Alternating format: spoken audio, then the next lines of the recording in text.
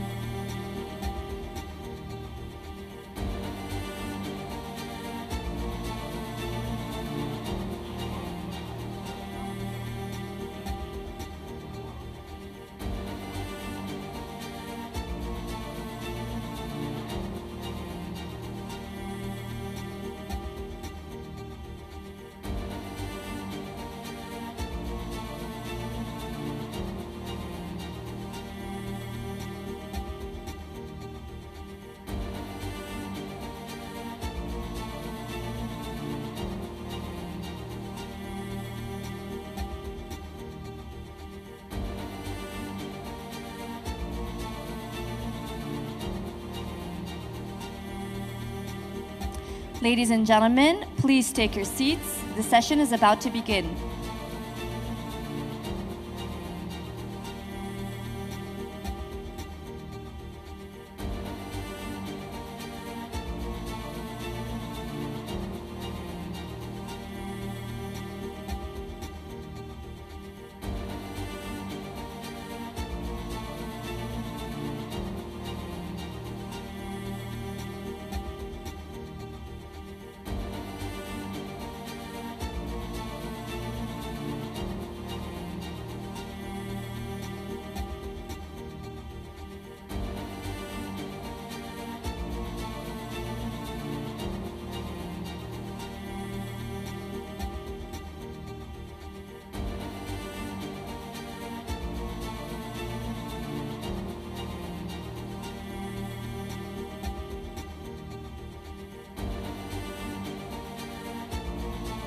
Ladies and gentlemen, please take your seats. The session is about to begin.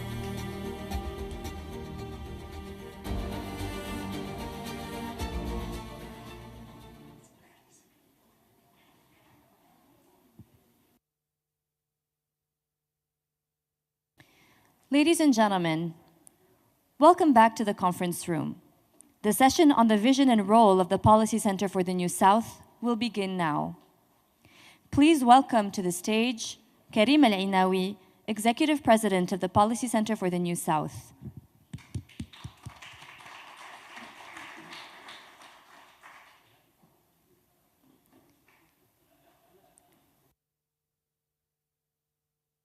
Karim Al-Ainawi, the floor is yours.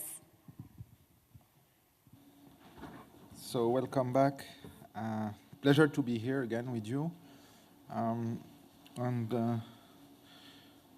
This was Harinder's idea that I should present the Policy Center for the New South.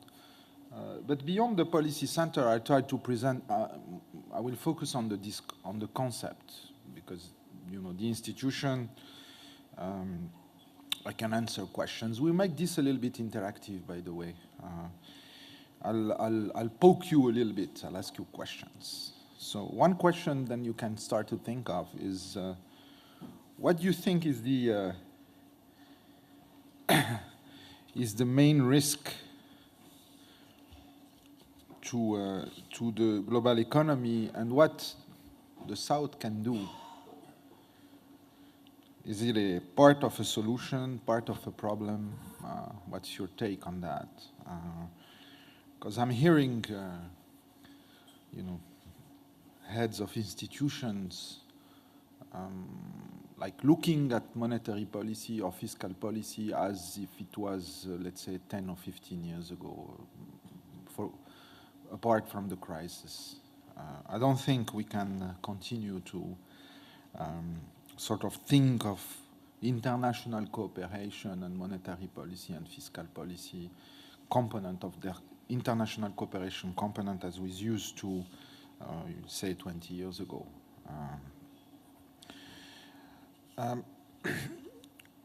The Policy Center and its spirit is really about dialogue, being a platform to engage others, as we feel that most of the challenges are either regional or global. They're not like, for a country like Morocco, which is internally robust and together, most of the challenges are, either regional, either global. And therefore, you need to engage others for solutions, discussions, cooperations, partnerships. And I think what we're seeing is a world that is emerging as three components. One component is the West, the North, NATO, basically. The second component is the Global South. The Global South is anti-West, anti-NATO. It's the new ideology, the East ideology converted to today's flavor. And there's a third dimension, which is the New South. It's not ideological, it's not anti-West. It's just a New South that is well installed in its shoes, comfortable, confident, see this new world as an opportunity rather than a threat, has no spirit of revenge, I would say, and views this world as from a sort of distance, being engaged. Do not want to choose also between this global South or global North. And of course, you can imagine what it means for the sort of events we are seeing unfolding as we speak. They have a lot to do with that.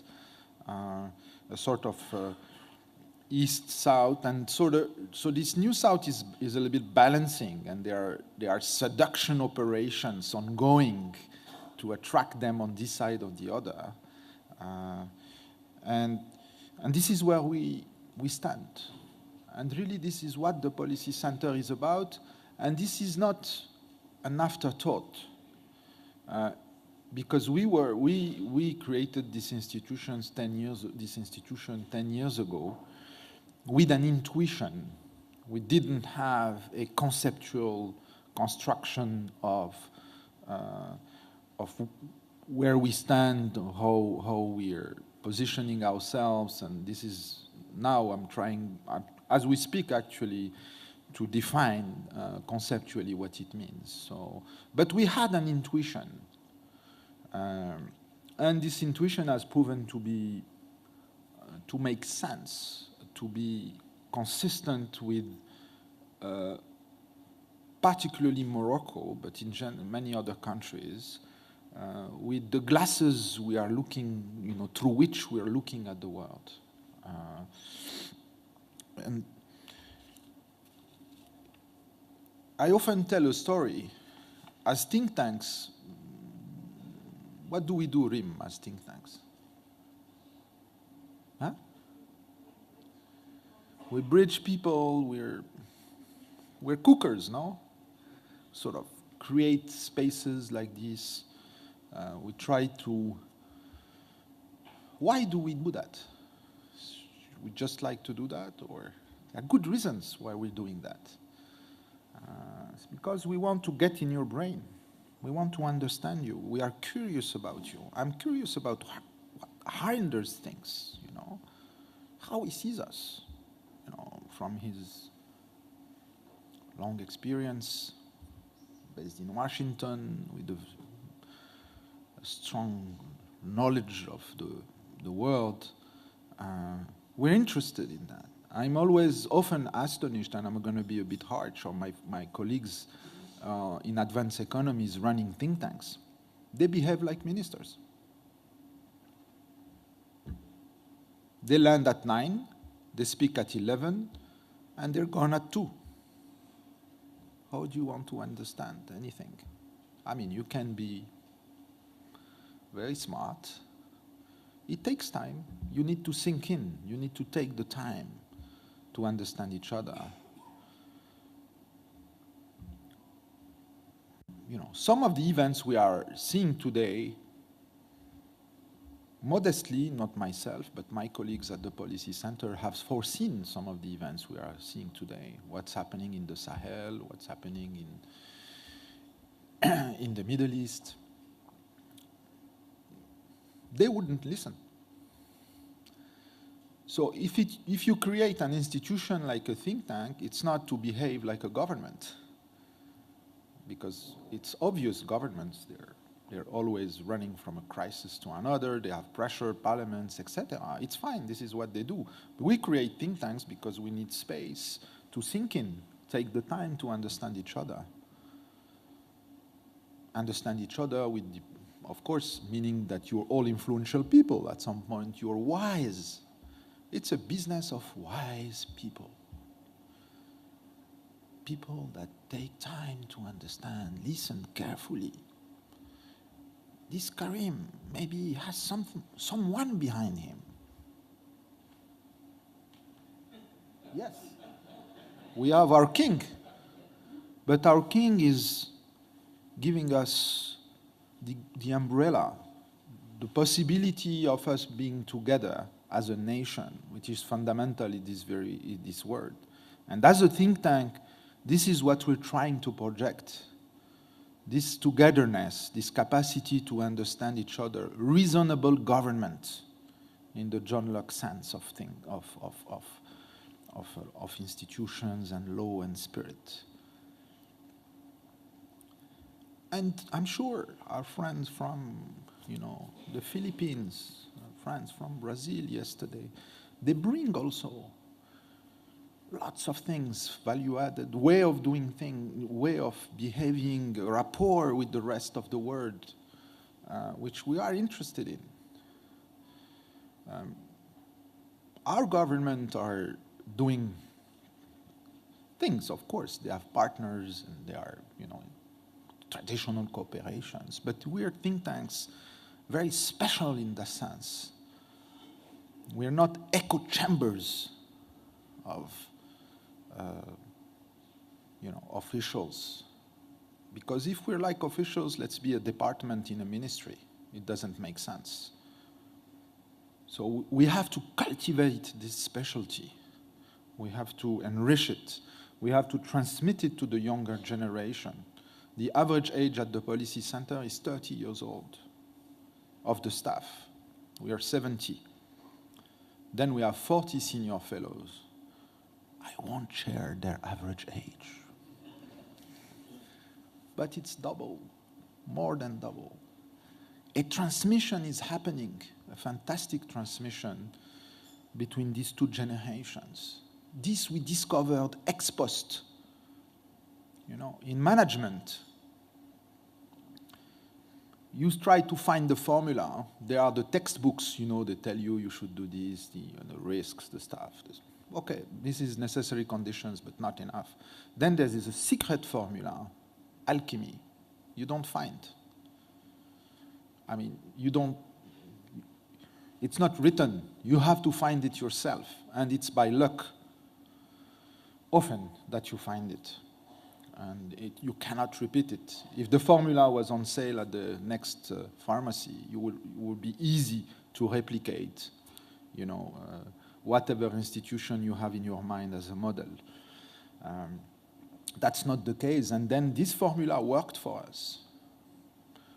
Many seasoned experts from close to 20 nationalities are our senior fellows, and the exposure, the experience they transmit to our younger generation, it's something unique. We have now, a real talent factory at the policy center. We have colleagues at the IMF. We have, that at the Ministry of Finance, at banks, the UN, etc. Because they're very special. And again, that's a specificity of think tanks. At the intersection of civil society, policy making, and academia. That's a very, very strong formula. Very special. Integrated, ideally, in one person. I can be a very strong academic, but I have no clue how a decision is made in real life. I can be a policymaker and have no capacity to think and conceptualize and extract theories and stories about what I do. I can be in civil society. It's a bit caricatural, but it has some truth in it. And be doing an advocacy. I have lots of energy to make change happen. Someone like Rim or Nassim, I don't see him. Nassim is here, or Akram, someone there. They are starting to be very special in that sense. It takes some time, but it's happening. And it's happening through exposure to you here in this room. It's happening through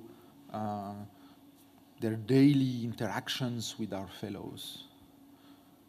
I haven't seen this in many think tanks around the world. It's a very special, and I wish we could have spirited institutions like us in many countries.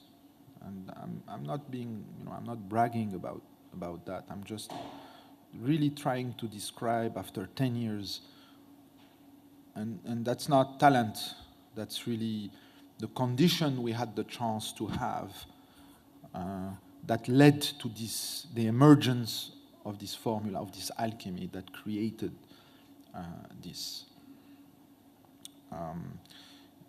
If you're too, there's a nice word in French, I don't know it in English, arc-bouté. Arc-bouté, huh? Rigid on your small self-interests. You cannot find the formula. And it reaches a little bit spirituality in there. At some point, management is philosophy, and I can see it in your eyes. I can see how you function. I'm interested. I'm copying you. I'm taking your ideas. I'm asking my staff to look at you, to talk to you.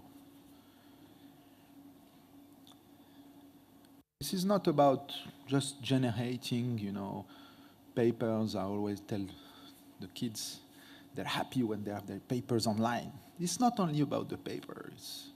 The paper is the pretext. It's about the rest.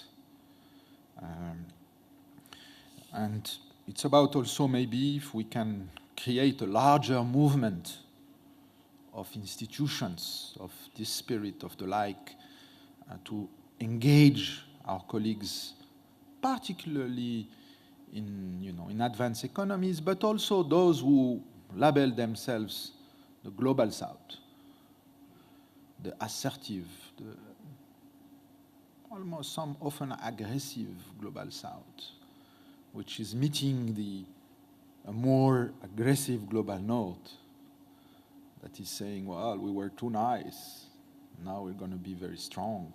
Well, you were not nice, we are here. So I don't think that's optimal, ideal for the world. This is, accident can happen and will happen.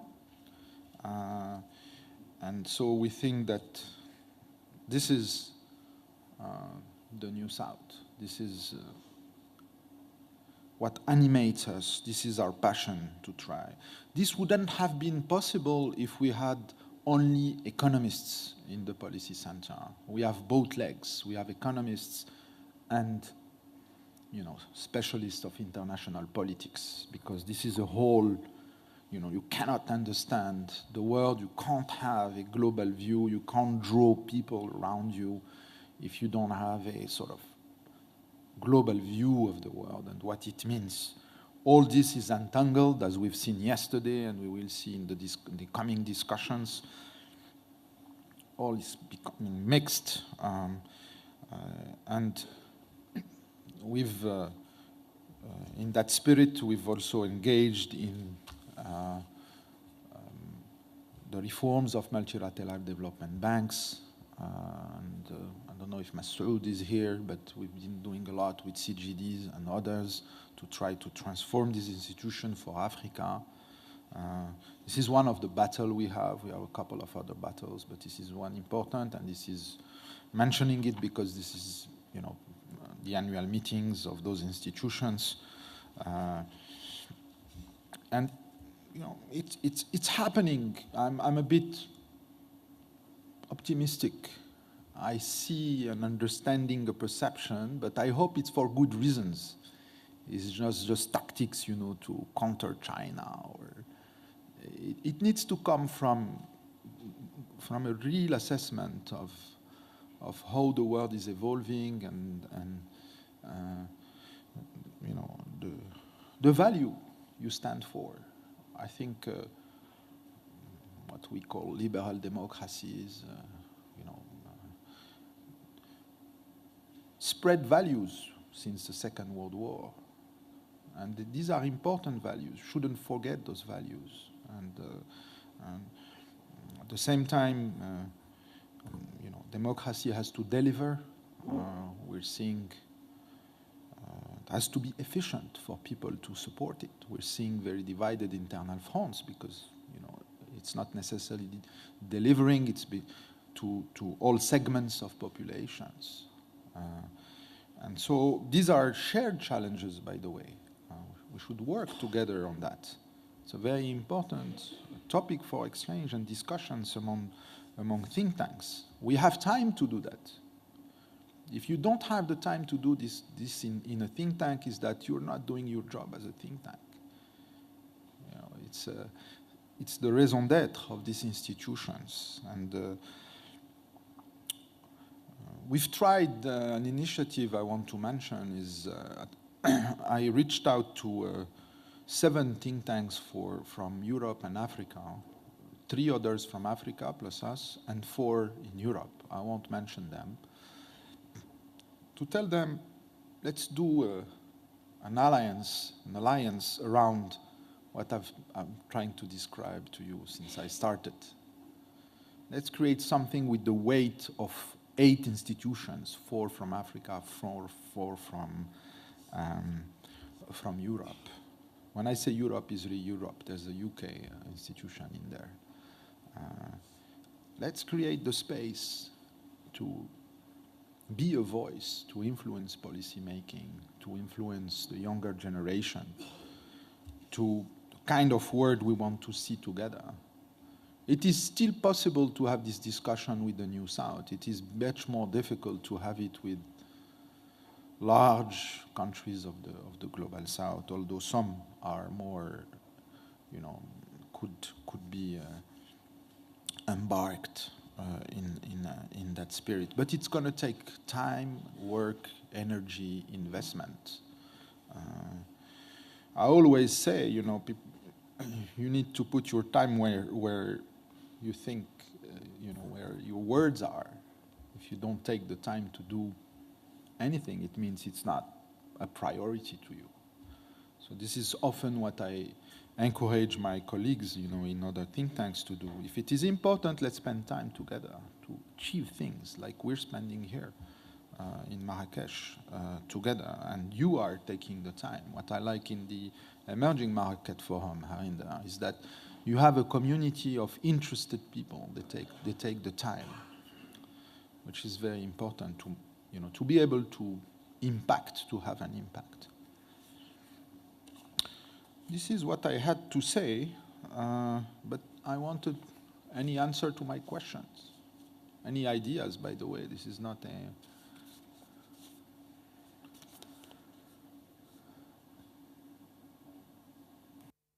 Sir, you can use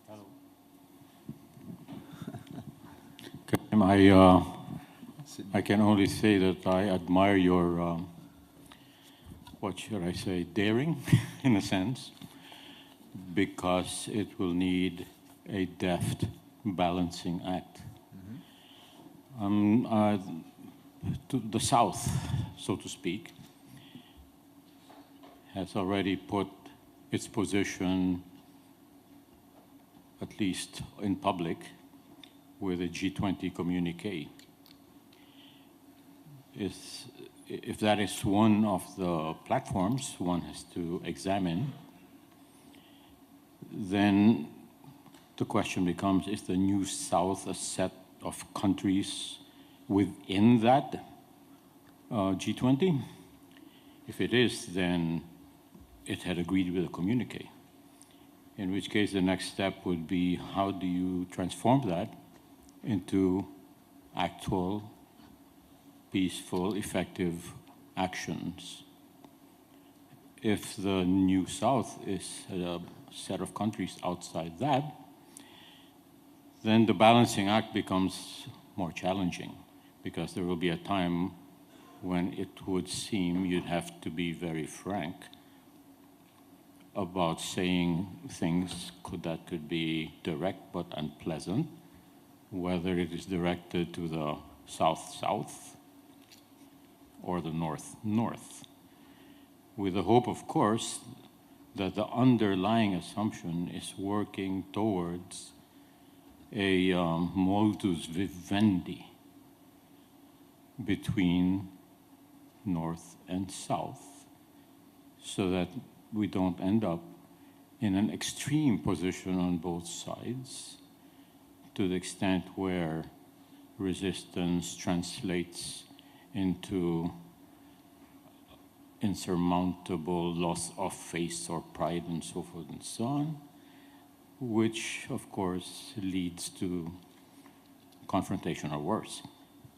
So I, for one, would look forward really to how you would be able to manage this.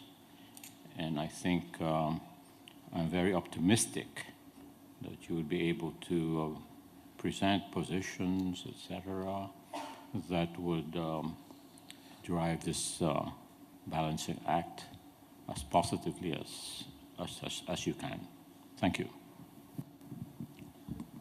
Please go ahead. There's supposed to be a mic on the table, but I don't know. Vous pouvez les enlever, ces micros. Very good statement. My question is, recently the phrase Global South has been increasingly used in the context of its opposition to the Global West. Yeah. A couple of years ago, this tendency started taking momentum, and recent enlargement of BRICS, which was remarkable event, was most influential, powerful emerging markets, emerging countries decided to join China, and Russia launched club. Many more wanted to join. The same story will be valid for so-called Shanghai Cooperation Organization. Another Q is trying to enter the club. So my question is, what is your reading of this situation? Please.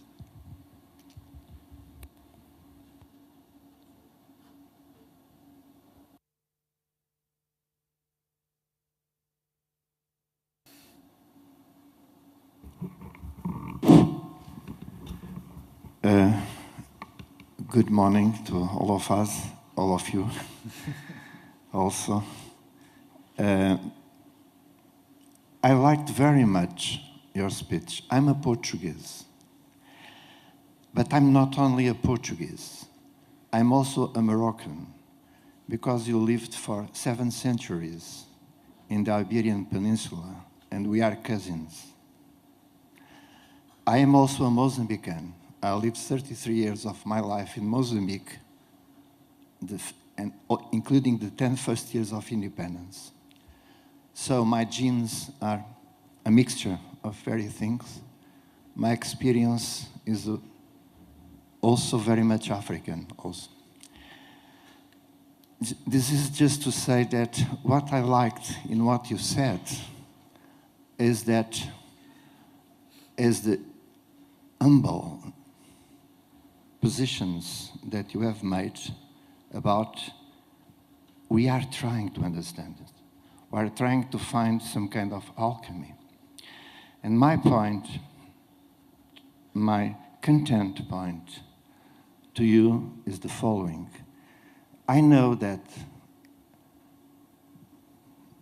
despite what I think, North, South, Global South, Global North, they exist in the documents, in minds of people that are in power, etc., etc. But the underlying movement in this world where we live is not North, South, Global North and Global South, is rich and poor. Global rich and global poor in the North and in the South, and they are mingled together. And people are becoming very discontent in the United States of America, in Morocco, in Portugal, in Sweden, in Hungary, in Mozambique, in Mexico, etc. And this underlying thing is not about global North and global South. It's about concentration of wealth and income, and it's about the fragility of the states just to act against this. What do you think? Let me try to, on the BRICS and its enlargement and what it means, I think you all have a precise view. I mean, it's quite obvious. At this stage, it's more about narratives and positioning at the global stage than a very operational mechanism of cooperation, although there are some, some instruments that are being put in place, but they're sort of marginal compared to other organized institutions. But narrative, in the end, when repeated, they make a difference. They are self-prophecy component of narratives. So we shouldn't underestimate the power of narrative, of permanent opposition and permanent, repeating things. The spirit of the BRICS is not the spirit of the New South, if you want me to be quite clear. It's the spirit of, of an opposition to the other group, the North, which is not. What is Morocco about? You know, in what I tried to describe, and the essence of the policy center is also, of course, largely Moroccan. And you can see the positioning of the country under the leadership of His Majesty, that it's a country that, it's an old place, you know, with reasonable government, with prudence and an understanding of the motives, the deep motives of human beings, and a sense of history, which is essential. You know, as human beings, we are moved by romance. Yakarim still exists, romance. We're not moved by technicalities, you know, by plumbery. It's nice, but you need it. But that's not what drives us. We need a spirit, we need a romance to move together. The BRICS tries to have, they're trying to have a romance, which is an anti-romance. It's difficult, you know, you need to seduce me. We cannot be against, I think it has limits. I might be wrong, that's also, you know, I'm sharing a little bit also what am I personally. So I'm not sure that it is a fruitful proposition. I'm not sure that it will seduce the rest of the world at large. If you take a country like Morocco, as I said, its positioning is we want to cooperate with both, you know, BRICS, North, South. We don't want necessarily to take sides, and we're not alone. There are many countries in Africa. Most of African countries are in that spirit,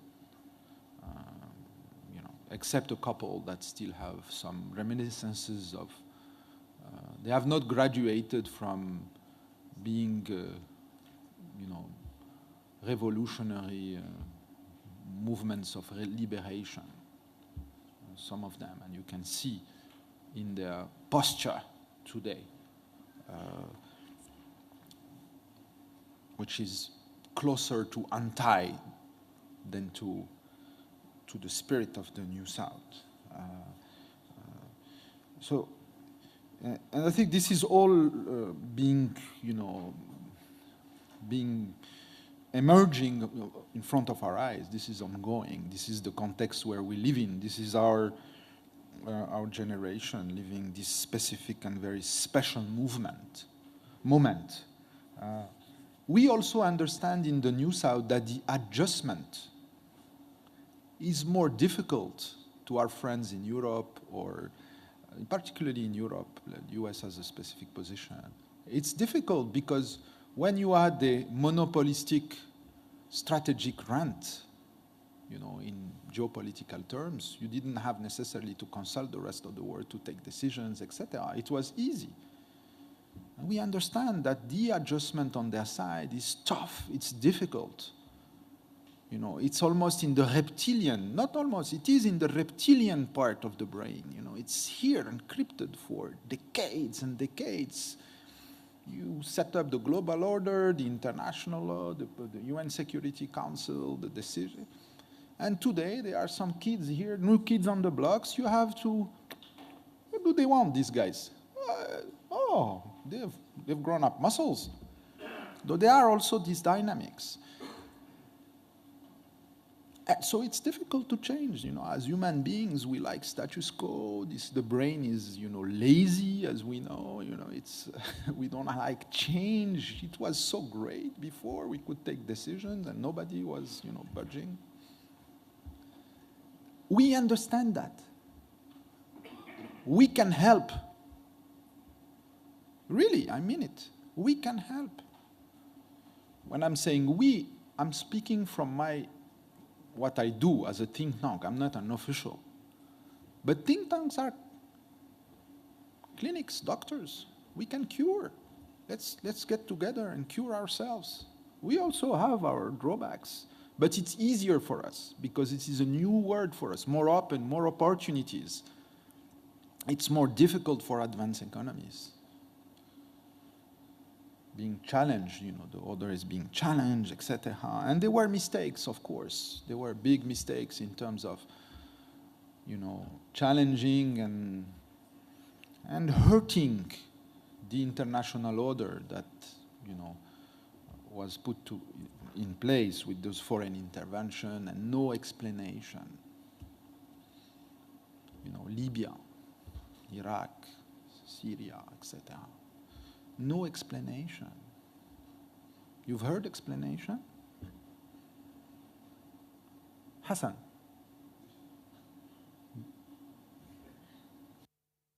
No. There were books written by some guys, but, and of course, we research these things. I have experts at the Policy Center, but really no aggiornamento. Maybe we need an aggiornamento, between the reasonable New South and those who want in the Global South and those who want in the North.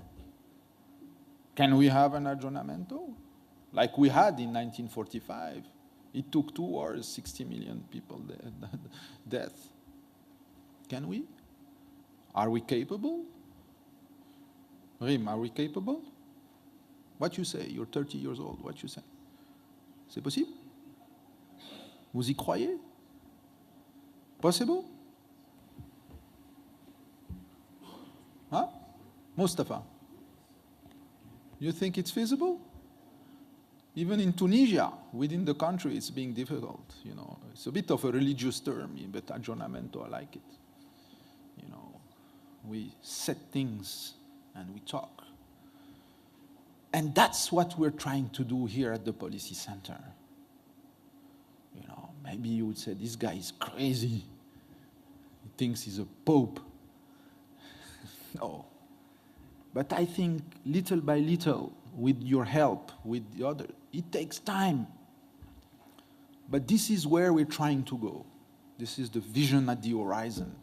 This is the motive. This is what, we breathe inside. This is what is on our soul. This is the sacred fire we have inside. Trying to achieve that. I could have spoken to you about, monetary policy, residual inflation, sticky prices, wage, tight labor markets, whatever.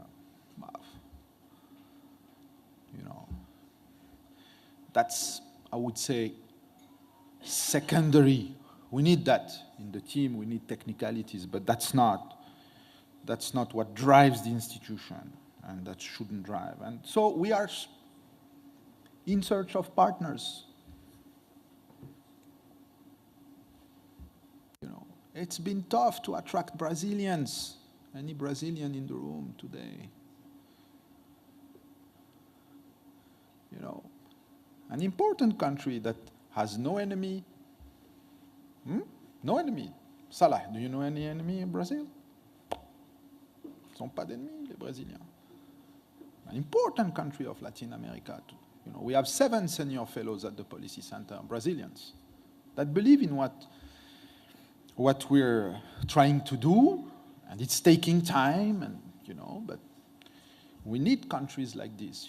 Now they're taking, in the BRICS, they're also taking a stance, but I think deeply inside, it's a country that can have a stabilizing, role in the world. And there are many others where we're trying also to embark with us in that spirit. What to do, Monsieur De Ocampo? We're think tanks, so what to do is repeat, irrigate, speak to others, embark, train young colleagues to carry that spirit, to irrigate themselves, etc. So it takes time. I have no specific objectives, and we have the chance that the Policy Center is getting core funding from OCP, Morocco's largest state-owned enterprise, and the wisdom of his chairman that really created this institution as a public good for the New South, not only for Morocco, And this, I mean it. This is really what it is. There's nothing else. And people who have gotten to know us over the years have seen that this is what we are. There's nothing else. And we have, because why? There's a convergence of ambition, of vision, of spirits, of values, of intention. You know, that the best thing in management, no? A choreography. Fantastic. When you're a manager, the choreography is fantastic. I move this way. They all move this way. I move like this. They all move like this. And we're getting there. Indermit, you know, at the World Bank, chief economist. 3 economists in the room at the World Bank. 10 ideas. I was there. Very difficult. Yeah, it's tough. Best companies, most successful companies are the ones that are reaching this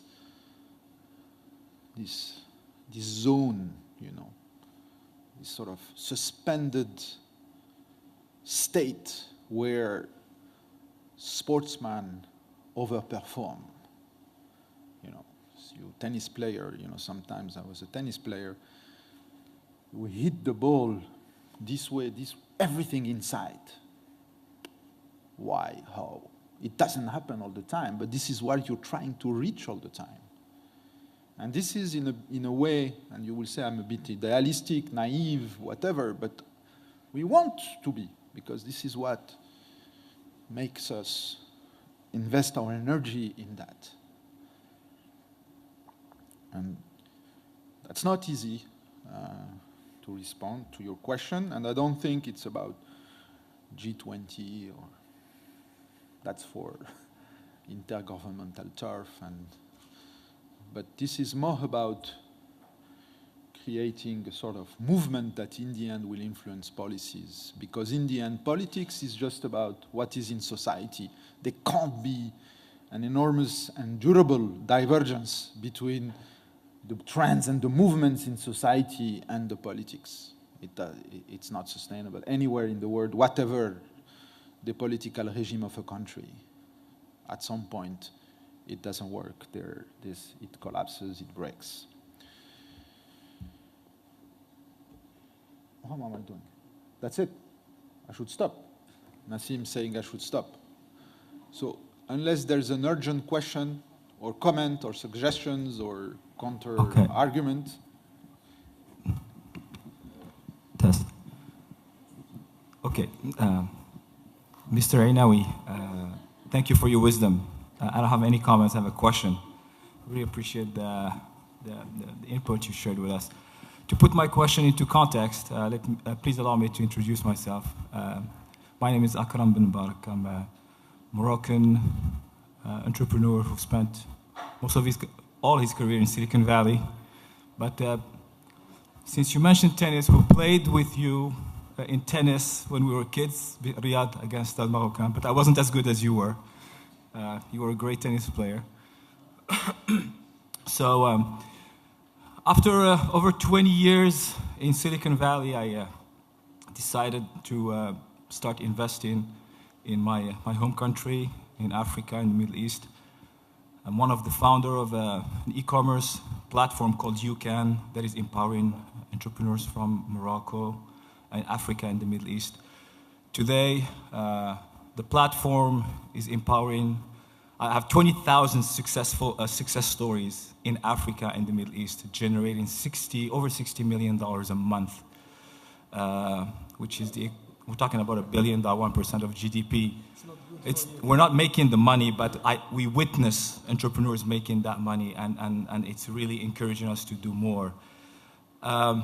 So what I'm trying to say here is that we're really empowering African and the Middle East entrepreneurs to produce and be independent. And in the context of this independence, first, there is nothing wrong with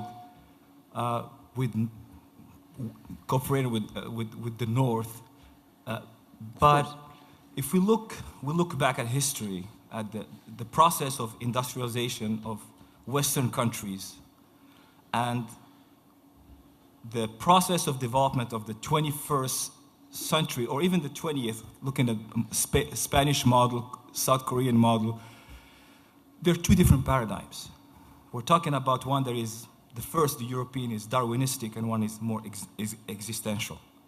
What that means is that it's Darwinistic because they evolved on their own.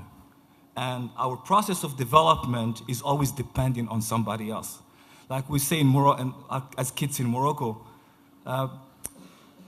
you have the North that owns the ball. So when you own the ball, you dictate the rules of the game. You can leave whenever you want. You say, what is a goal, what is an offside? You see what I'm saying?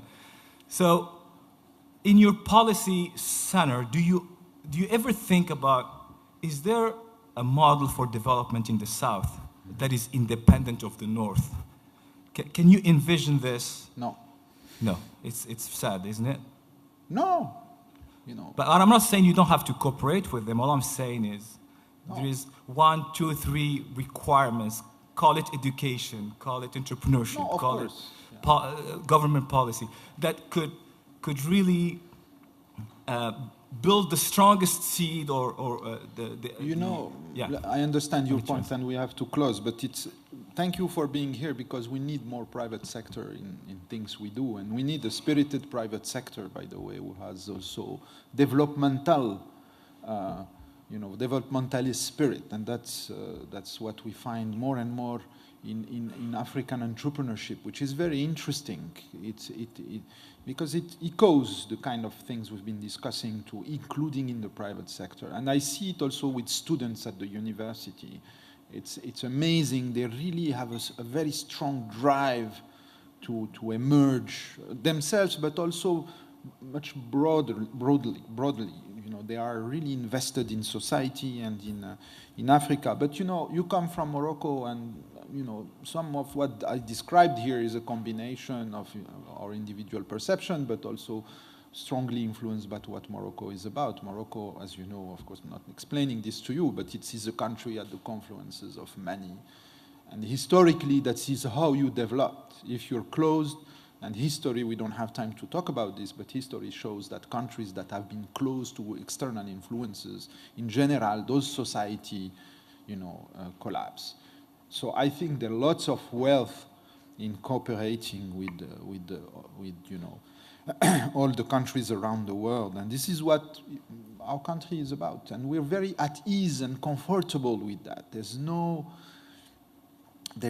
revenge on the past that we carry. There's no grievance, and this is, and I think countries of the advanced world we are challenged against should make more use, if I may, of us, And there are other countries I could quote. Maybe could think of Senegal, could think of a couple of other countries. I don't want to start a list because then I will for sure forget one.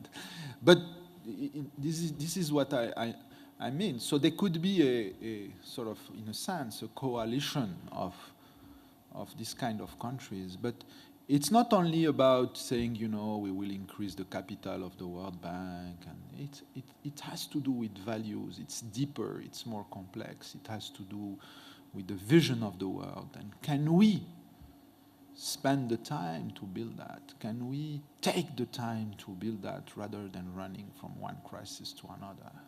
Or just tactics, I squeeze this guy here, bam, and the other one here. And this is not going to hold for a long time. I should stop, Arinder, c'est ça? But let's start with the capital increase. Start with? Start with the capital increase of the World Bank. Yes, that's fine. Yes. We've been fighting for that. They are good news, by the way. It's I agree. Yes, it has to do. It's both. So, Karim, as we stop, 2 words.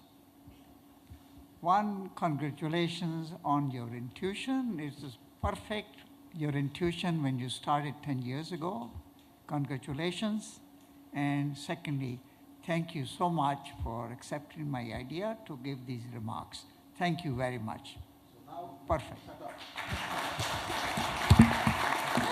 But that's not my idea. That's the idea of a collective group, a sort of movement that you don't do much by yourself. Thank you very much. Thank you, Karim El-Inawi, for these insights about the Policy Center for the New South's vision and role. Ladies and gentlemen, please remain seated. The session on climate change, the big challenge, how would emerging economies finance their transition to net zero, will begin now. Please welcome to the stage the chair for this session, Inder Mitgill, Chief Economist and Senior Vice President for Development Economics at the World Bank Group. Well, thank you very, very much. Thank you, folks. And now, please join me in welcoming on stage the speakers for this session. Very good. Please go ahead. Hassan Toulouy, Senior Associate at the Centennial Group.